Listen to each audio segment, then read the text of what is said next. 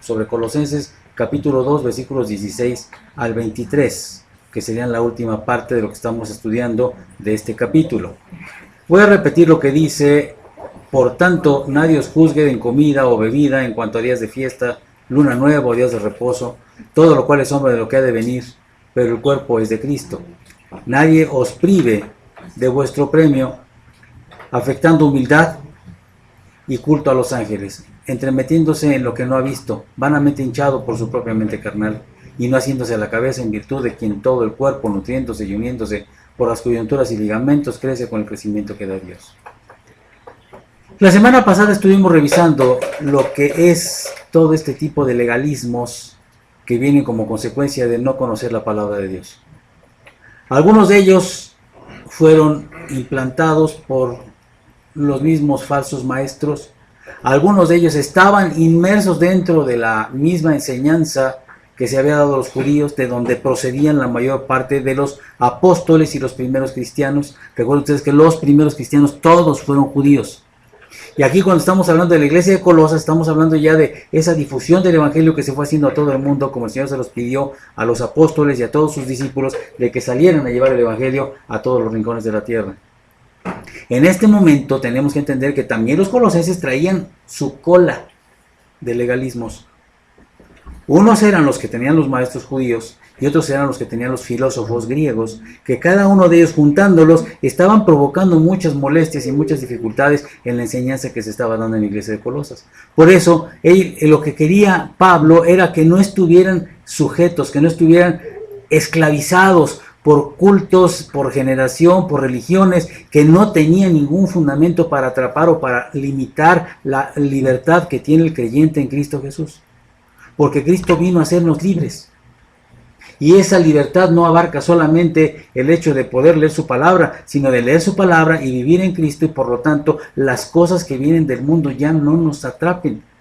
Hablábamos la semana pasada de cuántas cosas traemos nosotros arrastrando de nuestra propia cultura. Fiestas como el Día de los Muertos, como el Halloween, hablábamos de las fiestas de Semana Santa, de los, de la Navidad, de tantas cosas se decían que estaban bien o que estaban mal, y nos damos cuenta de que no es nada de eso lo que tenemos nosotros que preocuparnos. No son días, no son comidas, es lo que el Señor quiere. Y ahora vamos a abundar un poco más sobre esto, porque hay que entender lo que Pablo está diciendo y también hay que entender lo que Pablo no está diciendo. ¿Sí me explico? Él no está diciendo en la palabra que el cristiano debe abstenerse de comer ciertas comidas o ciertas bebidas. Nos está hablando de que hay comidas que se tenían antiguamente como prohibidas. ¿Se acuerdan ustedes que en el Levítico, en el Deuteronomio, desde el Éxodo, algunos animales fueron clasificados como inmundos o como limpios? Y en la actualidad hay mucha gente que te dice que hay cosas que no se deben de comer. Les comentaba yo que un hombre que ustedes llegaron a oír hace mucho tiempo, yo creo que hace tiempo que no lo escucho, Asaya Michan, decía que las guerras en el mundo están provocadas porque la gente que come carne es violenta. Y yo creo que también hay muchos vegetarianos violentos. Eso no tiene que ver sino con el corazón del hombre. Pero entonces la gente quería o quiere someterse a este legalismo pensando que haciendo cosas va a ganarse el favor de Dios. Hay gente que se toma por una cierta avenida que tenemos por allá,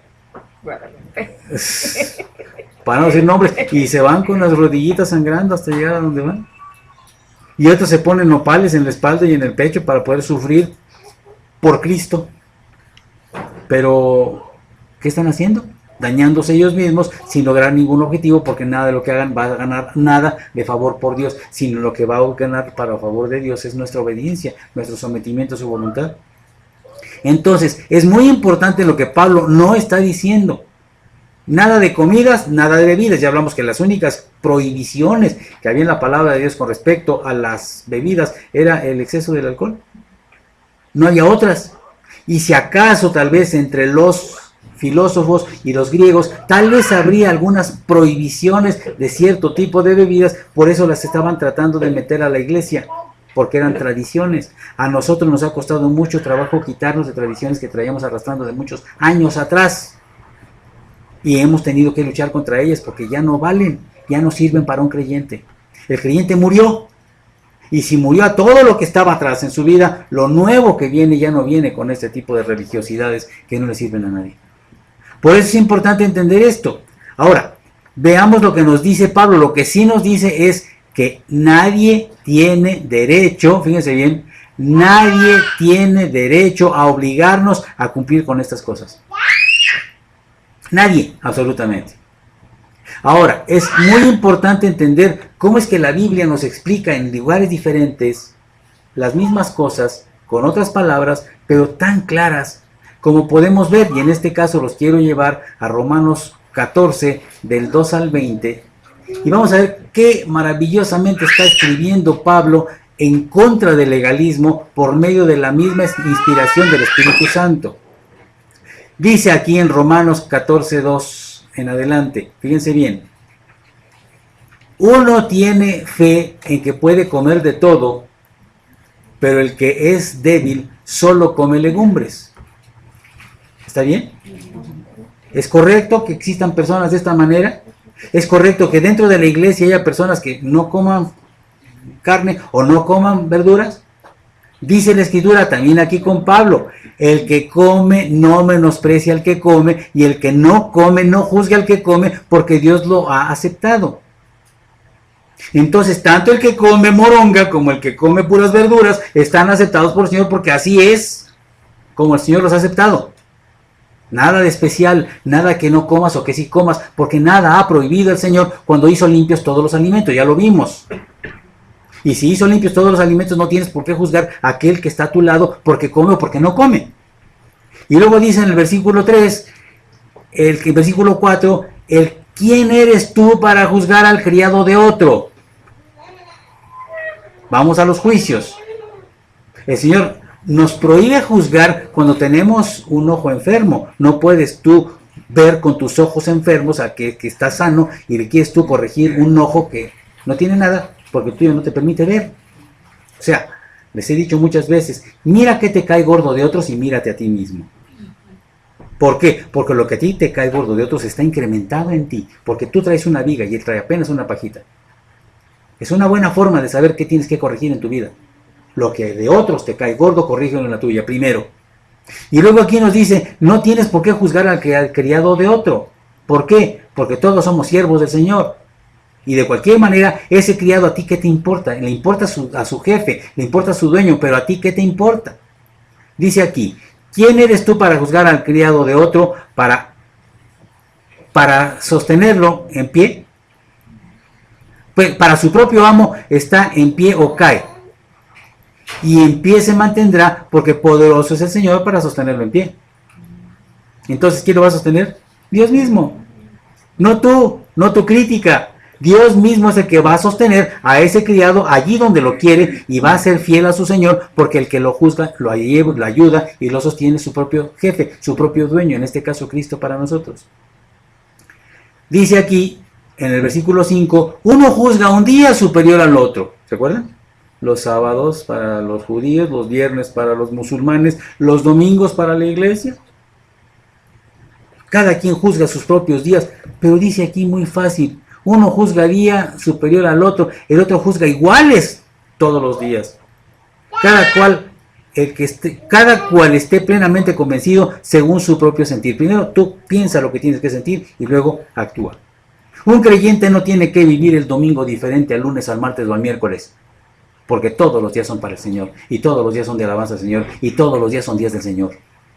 Lo único que hacemos el domingo es reunirnos en memoria de lo que los apóstoles hicieron para poder hablar de la palabra de Dios y glorificar al Señor en grupo. Pero para la iglesia, para el creyente, el lunes, el martes y el miércoles son exactamente lo mismo, todos los días son para el Señor. Dice también la palabra de Dios en el versículo 6, el que guarda cierto día para el Señor lo guarda. Si a quien le gusta, sí, ok. Y el que come para el Señor come, pues da gracias a Dios. Y el que no come para el Señor se abstiene y da gracias a Dios. ¿Qué es lo que es común aquí? Dar gracias a Dios por si comes y por si no comes. Lo que nosotros recibimos como alimento debe de ser con acción de gracias, porque el Señor lo dio. Y si no te lo dio hoy, dale gracias a Dios. Por alguna razón, no te lo dio. Él tiene un plan perfecto y eso es algo que el Señor nos debe de meter en nuestro corazón y debe de afirmarlo en nosotros, pero nosotros tenemos que estar seguros de esto. Dice la Escritura también, porque ninguno de vosotros vive para sí mismo, ni ninguno muere para sí mismo. Pues si vivimos, para el Señor vivimos, y si morimos, para el Señor morimos. Por tanto, ya sea que vivamos o que muramos, el Señor somos. Entonces no tenemos por qué preocuparnos, sino de ser solamente aquellos que estén dando gracias a Dios por todo aquello que nos ha estado dando y por todo aquello que nos ha permitido. ¿Por qué? Dice en el versículo 9, porque para Cristo, para esto murió y resucitó, para ser tanto Señor de los muertos como de los vivos. ¿Qué quiere decir tanto de los muertos como de los vivos? Sí, por los que ya se murieron, los que ya están muertos hoy y los que están vivos. Todos son de Dios. Todos los creyentes, muertos y vivos, son de Dios. Y para Él estamos. Dice aquí en el versículo 10. Pero tú, ¿por qué juzgas a tu hermano? O también tú, ¿por qué menosprecias a tu hermano? Porque todos compareceremos ante el tribunal de Dios. De tal manera que nos está diciendo aquí muy fácilmente, ¿por qué estás juzgando tú a otro? No tienes derecho. Júzgate a ti mismo. Cambia tu vida, arréglala, ponla de tal manera que no dañe ni ofenda a otros y que sí le pueda dar gloria a Dios.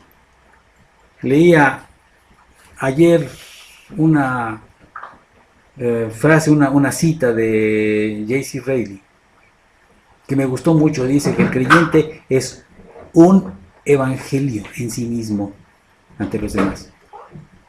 Que la vida de un creyente honra más a Dios, porque toda su semana es un evangelio para los que le rodean. El predicador predica un día de la semana, un domingo, pero el creyente predica todos los días con su propia vida. Cuidado como vivimos, porque los demás nos observan. Y vivimos en casa con techo de cristal. Todo el mundo nos observa, porque todo el mundo está queriendo ver cómo estás tú viviendo o cómo estás cayendo. Y están juzgando más, a ver, esperando el momento, no que te portes bien y hagas las cosas bien, sino en el momento en que te equivocas tantitito para juzgarte peor, porque el mundo es así. Cómo debe vivir un creyente, dando ejemplo a todos los demás de cómo debe de ser una vida entregada a Dios realmente, para darle gloria y honor a nuestro Señor. Eso debe de ser todos los días. Dice aquí también, en el versículo 12, de modo que cada uno de nosotros dará cuenta a Dios de sí mismo. No te preocupes por lo que otro hace. No seas chismoso ni metiche. Preocúpate por tu propia vida, porque tú vas a dar cuenta de Cristo ante Cristo, de lo que tú estás haciendo, no de lo que otros hacen. Si ves que alguien está cometiendo un error, díselo. Malo sería si te callaras, pero tú no vas a dar cuenta por ese error. El que va a dar cuenta es aquel que lo está cometiendo. Y como dice aquí la Escritura, si el siervo va a caer o no va a caer, depende de su Señor. Y el Señor no va a permitir que caiga. Dice también en el versículo 14. Yo sé y estoy convencido en el Señor Jesús que nada es inmundo en sí mismo, pero para el que estima que algo es inmundo, para él lo es. Porque si por causa de la comida tu hermano se entristece, ya no andas conforme al amor. No destruyas con tu comida a aquel por quien Cristo murió. Lo que tú hagas, ya lo vimos, hazlo bien. Si tienes fe de lo que estás haciendo es correcto, síguelo haciendo. Si no tienes fe, no lo hagas. Pero si sabes que uno de nuestros hermanos es débil en esa área y te dice, oye, es que eso que estás comiendo no debieras de comerlo hoy, domingo. Otro día de la semana sí. No te lo comas por amor al hermano. Estamos demostrando el amor por los demás, y entonces tú como cristiano debes de privarte de aquello que aunque te guste, no puedes comerlo en ese momento porque hay alguien que le hace daño. De eso se trata, vivir en amor con Cristo. Dice aquí en el versículo 15, versículo 16, por tanto, no permitáis que se hable mal de lo que para vosotros es bueno. Y miren el versículo 17, Porque el reino de Dios no es comida ni bebida, sino justicia, paz y gozo en el Espíritu Santo. El reino de Dios es esto. No lo que comas o dejes de comer, no lo que adores o dejes de adorar, no lo que gustes o dejes de gustar, no lo que tú quieras pensar como religión y quieras imponérselo a otros, sino lo que tú tienes que vivir para el Señor. ¿Por qué? Porque para esto estamos viviendo, no por la comida, no por la bebida, sino por la justicia y por la paz y el gozo en el Espíritu Santo. Porque, dice el versículo 18, el que de esta manera sirve a Cristo es aceptable a Dios y aprobado por los hombres. Así que procuremos lo que contribuye a la paz y a la edificación mutua. Versículo 20. No destruyas la obra de Dios por causa de la comida. En realidad, todas las cosas son limpias, pero son malas para el hombre que se escandaliza a otro al comer. O sea, si tú estás causando daño a alguien por lo que tú estás haciendo que lo que tú estás haciendo, que para ti no es malo, se haga malo. ¿Por qué? Porque estás escandalizando a otros. No lo hagas. Y vamos a entrar a otro punto que es muy importante dentro de la Escritura, en el versículo 17, en donde vamos a ver lo que son realmente las sombras y las realidades. Versículo 17 dice, todo lo cual está hablando, vamos a revisar un poquito lo que nos dice en el versículo 16, por tanto nadie os juzgue en comida o en bebida o en cuanto a días de fiesta y luna nueva y días de reposo.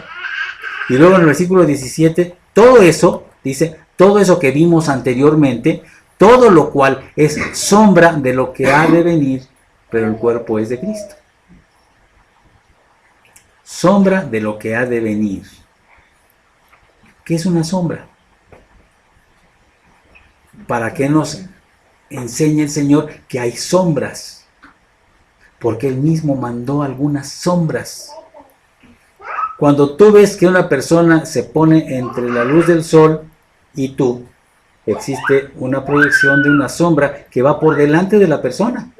Si tienes el sol a tu espalda, lo que va caminando por delante de ti es tu propia sombra. A veces jugamos de niños a pisarla. Si ven la película de Peter Pan, a Peter Pan se le perdió su sombra y lo andaba correteando. O sea, la sombra es algo que existe, pero al mismo tiempo no existe. Las sombras nos permiten identificar. Tú no vas a confundir la sombra de un caballo con la de un hombre. Por muy como lo acomode, siempre se van a ver o las orejas, o se ve la grupa, o se ve las patas del caballo, o se ve la cabeza del hombre. No vas a confundir algo que está bien claramente definido como sombra. No es difícil saber qué sombra de qué tipo es. Algunas sombras confunden. Se pudieran parecer a otras, pero en realidad sí nos dan una buena idea de lo que va por detrás. Primero la sombra y después lo que viene detrás.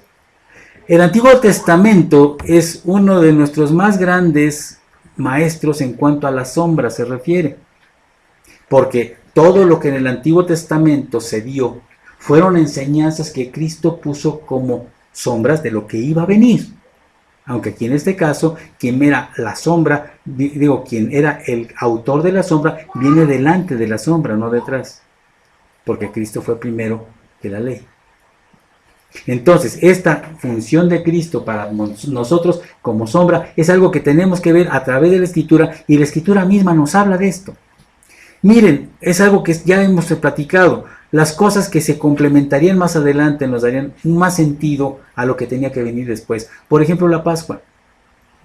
La Pascua, ya hablamos nosotros, es un principio de lo que después Cristo transformó del sacrificio del Cordero Pascual a la salvación de Israel para el momento que estaban en Egipto, de la muerte de todos los primogénitos que les permitieron ser liberados porque el faraón ya no soportó más la presión que estaba haciendo el Señor contra él, y entonces los liberó.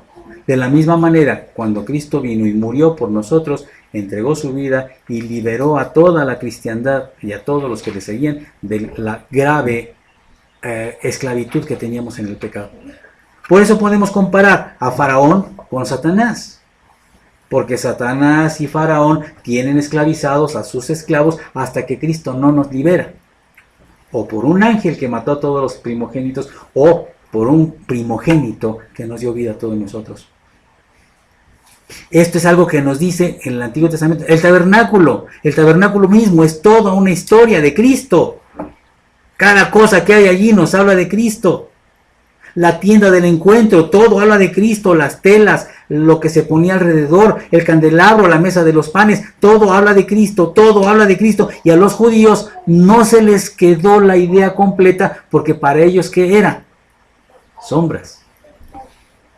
Para nosotros ya con luz pudimos ver quién era y quién proyectaba esas sombras, pero a ellos les tocaban sombras. Hebreos 8 del 4 al 5, Hebreos 8 del 4 al 5 dice: así que si él estuviera sobre la tierra, está hablando de Cristo, ni siquiera sería sacerdote, habiendo sacerdotes que presentan las ofrendas según la ley, los cuales sirven a lo que es copia y sombra de las cosas celestiales, tal como Moisés fue advertido por Dios cuando estaba a punto de erigir el tabernáculo, pues dice él: mira, haz todas las cosas conforme al modelo que te fue mostrado en el monte. Por lo tanto, lo que Moisés estaba enseñando era la sombra de lo que iba a venir. ¿Por qué? Porque iba a venir un sacerdote que no iba a ser de la tribu de Leví, como todos los sacerdotes eran, sino que iba a venir de una tribu de la que nunca hubo un sacerdote, como fue la tribu de Judá, Cristo en este caso. Era sombra contra realidad. Cuando Pablo habla de lo que ha de venir, está literalmente diciendo las cosas venideras, las cosas que han de venir más adelante. Estas cosas son para este momento algo que eran sombra. No desde el punto del momento en que se está escribiendo la epístola, sino en el Antiguo Testamento, porque para el momento en que ya Cristo viene y que Pablo escribe esto, lo que fue sombra ya es una realidad. Cristo estaba escondido en el Antiguo Testamento, pero es completamente visible ahora en el Nuevo Testamento. Y aquí es algo que nosotros tenemos que aprender siempre que estemos leyendo nuestra Biblia, a entender desde este punto de vista. Las cosas que había en el Antiguo Testamento, en el Antiguo Pacto, no fueron las que estuvieron ahora. Pero debemos de entender siempre que estemos estudiando nuestra Escritura, les digo, que todo lo que leamos del Antiguo Testamento se está refiriendo a Dios con miras a Cristo. Todo el Antiguo Testamento está centrado en Dios, con miras a Cristo. Y todo el Nuevo Testamento es Cristo que nos hace regresar a Dios. Dios al centro de todo, pero Cristo el eje que atraviesa toda la Escritura. En el principio, Dios creó. Y al final nos dice, en el nombre de Cristo Jesús. Amén. Apocalipsis, Génesis. Toda la Escritura nos habla de Dios y de Cristo en lo particular. Por eso no podemos dejar de leer nuestra Biblia. Si quieres aprender lo que hay ahí adentro, ahí está escrito, para nosotros se está poniendo. Lo anterior nos hace notar que Dios procuró instruir a su pueblo desde el principio. Y tuvo todos los elementos, Israel tuvo todos los elementos y llegó hasta que Cristo no fue encarnado, no fue visible. El Cristo es sombra y cuerpo. De donde la palabra sombra, skia en griego, sombra, skia, se usa para mencionar lo que es apariencia. Cuando nosotros vemos la palabra sombra o skia, es la apariencia, lo que parecía, lo que todavía no era. Pero después de esto viene otra palabra muy importante, que son dos, final de cuentas, que se utilizan también en griego, que es eikon, de donde viene la palabra icono, y soma, que todo el mundo sabemos que quiere decir cuerpo. Dos palabras para reconocer lo que es verdad, eikon y soma, una palabra para recordarnos lo que ha de venir. Vuelvo a Hebreos 10:1, en donde dice: pues ya que la ley solo tiene la sombra de los bienes futuros y no la forma misma de las cosas, nunca puede, por los mismos sacrificios que se ofrecen continuamente año tras año, hacer perfectos a los que se acercan. Otra vez, sombra contra realidad. Sombra contra realidad. Vuelvo a repetir, pues he aquí que la ley, está hablando de la ley de Moisés, los 10 mandamientos, los 613 mandamientos que están en toda la ley, solo tiene la sombra de los bienes futuros. La ley nos dice qué es lo que está mal en tu vida, qué es lo que tienes que corregir. No te dice cómo hacerlo. Nada más te dice: pecaste, mentiste, robaste, pero ¿cómo arreglo mi vida? La ley fue dada para que nosotros nos diéramos cuenta de la perfección de Dios, porque Dios cumple la ley a perfección. No miente, no roba, no engaña, no defrauda, y tiene un amor profundo por todo lo que Él creó. La ley nos sirve para contrastar nuestro pecado contra la santidad de Dios. Por eso nunca vamos a alcanzar a Dios en su santidad. Pero ¿cuál es la idea? Que nos apartemos de la ley para seguir a Cristo y entonces en Cristo podamos acercarnos hasta la perfección del varón que el Señor quiere hacer de nosotros. Una obra de arte. El que empezó la obra nosotros la terminará. Nos está hablando constantemente de lo que la palabra de Dios hace en la vida de cada creyente. Aún Pablo, que era el super Pablo, el super apóstol, el super cristiano, decía, yo no lo he alcanzado todo. Y si Pablo no lo ha alcanzado, ¿dónde estaremos nosotros? Porque Pablo fue perfecto cuando murió, igual que lo fue cualquiera de los otros grandes hombres que han muerto y han vivido en la vida que están llevando y han sido ejemplo para todos los que lo siguen. Una vida que no habla de perfección, pero habla de una constante renuncia a su pecado y un constante cambio para seguir a Dios. Por eso dice la ley solo tiene la sombra, pero no la forma de las cosas. En la Nueva Versión Internacional es bonito cómo se aclara. Dice, la ley es solo una sombra de los bienes venideros y no la presencia misma de estas realidades. Pero por eso nunca puede, mediante los sacrificios que se ofrecen sin cesar año tras año, hacer perfectos a los que lo adoran. Hay una frase un poquito curiosa aquí al final de este versículo en donde nos dice, pero el cuerpo es de Cristo. Y aquí tendríamos que entender un detalle muy importante. En el griego no dice, pero el cuerpo es de Cristo. Quiero que leamos de nuevo estos versículos. Dice, por tanto nadie os juzgue en comida o en bebida, en cuanto a días de fiesta, luna nueva y días de reposo. Todo lo cual es sombra de lo que ha de venir, pero el cuerpo de Cristo. Quitamos el es. ¿De acuerdo? Todas las cosas son sombra, pero el cuerpo de Cristo. Aunque le quites el es, de cualquier manera la idea se entiende clarísimamente. ¿Por qué? Porque el cuerpo somos nosotros. ¿De acuerdo? Todas eran sombra. Cuando vino Cristo nos dio la realidad y nosotros somos el cuerpo de Cristo. Entonces, dice aquí, todo lo cual es sombra de lo que ha de venir, pero el cuerpo de Cristo. ¿De acuerdo? Esto nos lleva entonces a entender lo que está diciendo aquí la palabra. Aquí se ha agregado el es, el cuerpo es de Cristo, para que haga coincidencia con nuestro español. De tal manera que entendemos que las sombras solo se han dado a conocer a Israel, pero no lo sólido. La verdad revelada, lo que realmente sería completo, era cuando Cristo se encarnara, muriera y resucitara. Tenía que cumplirse todo esto. Cristo tenía que encarnarse, tenía que padecer y tenía que resucitar. Cuando Cristo encarna, ¿se acuerdan ustedes? Adquiere la naturaleza humana. Él ya era Dios. Y no cambió su estructura de Dios, sino adquirió la naturaleza humana agregada a su naturaleza divina. Por eso Cristo es totalmente hombre y totalmente Dios. Y si vemos esto, ahora podemos darnos cuenta de lo que dice Mateo 5:17, en donde dice Cristo, pero no penséis que he venido a abolir la ley o los profetas. No he venido a abolir la ley, sino para cumplir la ley. Las escrituras no dan testimonio de un sistema religioso, sino de Cristo. ¿De acuerdo? Las escrituras no nos hablan de un sistema religioso, sino de Cristo. Y Lucas mismo, Lucas 24:27, hablando por el Espíritu Santo, dice de Cristo mismo, cuando va con los caminantes de Maús. Lucas 24:27. Y comenzando por Moisés y continuando con todos los profetas, les explicó lo referente a él en todas las escrituras. Empezó con Moisés. ¿Qué quiere decir Génesis? Y luego dice con todos los profetas, así lo dice la escritura, con todos los profetas. La plática que fue llevando Cristo con los caminantes de Maús no fue una plática corta. Fue una plática larga, le dio tiempo de pasar por todos los profetas, mostrándoles qué era lo que cada uno de esos profetas había hablado de él. Y dice, para enseñarles que ha venido para enseñar, explicando todo lo que las escrituras dicen de él.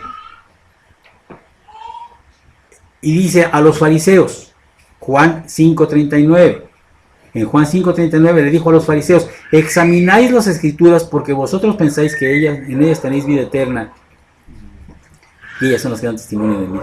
Los judíos fanáticos, los fariseos, estaban totalmente de acuerdo en que las escrituras tenían la base de la vida eterna, pero no quisieron creer en aquel que las promovió, en aquel que las mandó, en aquel que las dictó. Dice: pero ellas dan testimonio de mí. Y a pesar del testimonio que estaba en la escritura, no le creyeron, no le hicieron caso.